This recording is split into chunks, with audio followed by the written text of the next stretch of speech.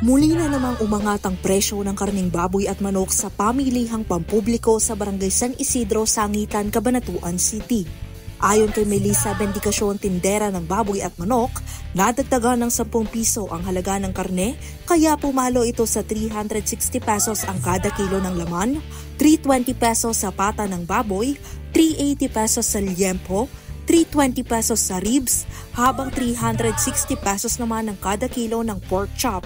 Medyo nagkakahirapan niya ngayon sa pagkuha ng mga itinitindang karne ng baboy, lalo na sa inahin o yung malalaking baboy.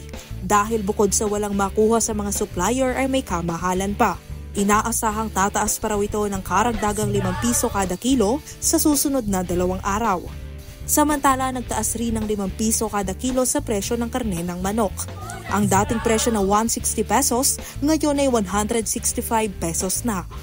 Mahihilo ka naman anya sa naglalarong presyo ng karne ng manok dahil halos tuwing 2 o 3 araw ay nagbabago ang presyo nito.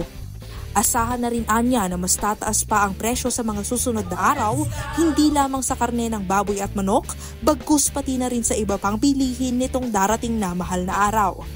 Kasama si Elsa Navalio, Carmel Joy Miguel nag-uulat para sa Balitang Unang Sigaw.